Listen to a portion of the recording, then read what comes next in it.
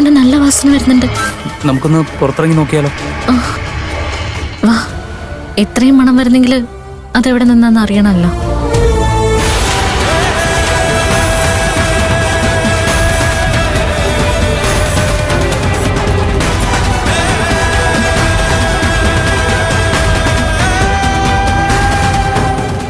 ഇവിടെ മുല്ലപ്പൂവിന്റെ മണം ഉണ്ടല്ലോ അപ്പച്ചേട്ടാ. മണം കൂടിയിട്ടുണ്ട്. വന്നേ, നമുക്ക് നോക്കാം.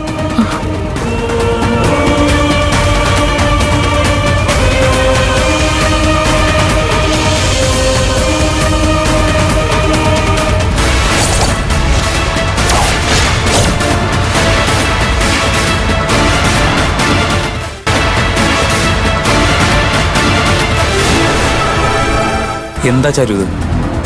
ഇതെവിടെ നിന്ന് വന്നു? ഒരു പിടിയും കിട്ടുന്നില്ല.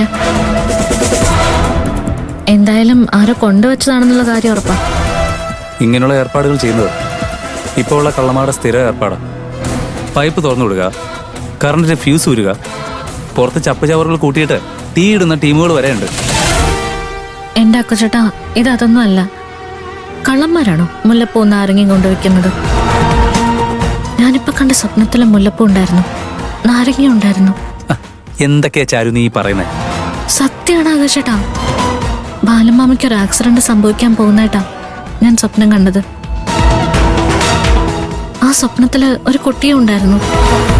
ആ കുട്ടി എന്തോ നാരങ്ങയുടെ കാര്യം ബാലമാമയോട് പറയുന്നതും ഞാൻ കണ്ടു. പക്ഷെ ഒന്നും കൂടെ വ്യക്തമായിട്ട് ഓർമ്മ വരുന്നില്ല. ഓക്കെ, സമ്മതിച്ചു. നീ കണ്ടത് സ്വപ്നമല്ലേ, ഇത് റിയാലിറ്റി അല്ലേ? ഇപ്പോ ഈ മുല്ലപ്പൂ എവിടെ നിന്ന് വന്നു? ആകാശേട്ടാ, എനിക്കൊരു സംശയം. ബാലമാമയ്ക്ക് എന്തെങ്കിലും അപകടം വരുന്നുവെന്ന് തൃക്കണ്ണൂർ ഭദ്രകാളി സ്വപ്നത്തിൽ വന്ന് നേരത്തെ സൂചന തന്നതായിരിക്കോ? സ്വപ്നത്തിൽ തന്ന സൂചന പോരാന്ന് തോന്നിയിട്ട് ദേവി തന്നെ ആയിരിക്കോ ഈ മുല്ലപ്പൂ നാരങ്ങ ഇവിടെ കൊണ്ടുവച്ചത്? നിന്റെ കാര്യം കൊണ്ടേ ഞാൻ തോറ്റു. ഓരോരോ കണ്ടുപിടുത്തങ്ങളെ കളിയാക്കല്ലേ ആകാശേട്ടാ. എനിക്കിതിലൊക്കെ കുറെ വിശ്വാസമുണ്ട്, സത്യമുണ്ട്. ശരി, സമ്മതിച്ചു. ഇനിയിപ്പോ ഇത് ദേവി കൊണ്ട് വെച്ചാണെന്ന് തന്നെ വെച്ചോ. നീ ഇത് എന്ത് ചെയ്യാൻ പോവാ? നിൽക്ക. നീ എന്ത് ചെയ്യാൻ പോവാ?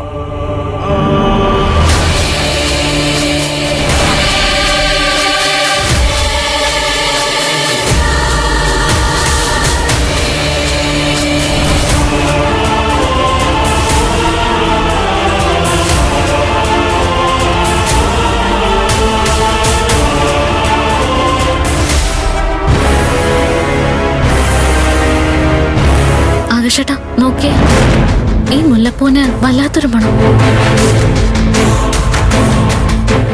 ദേവിയുടെ അനുഗ്രഹമുള്ളതുപോലെ. നീ ഒരു കാര്യം ചെയ്യ്, ഇതുകൊണ്ടുപോയി പൂജാമുറിയിൽ വെച്ചേ.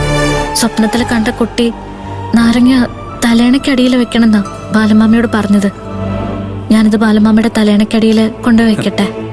വേണ്ട എന്ന് ഞാൻ പറഞ്ഞാലും ഈ കാര്യത്തിൽ നീ തർക്കിക്കാൻ നിൽക്കുന്നുള്ള കാര്യം ഉറപ്പാ. നിന്റെ വിശ്വാസം അതാണെങ്കിൽ അങ്ങനെ തന്നെ ആയിക്കോ. വാ.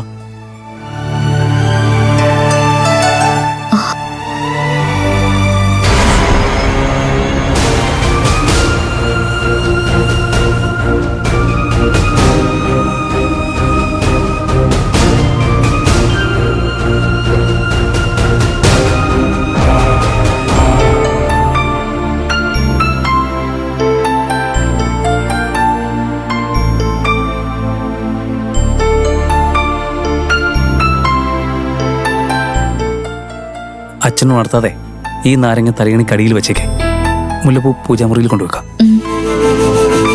ഒന്ന് പിടിച്ച്.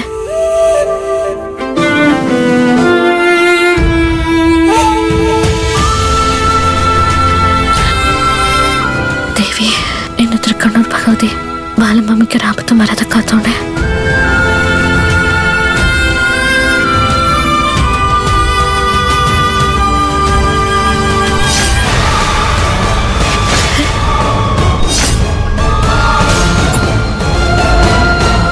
എന്താ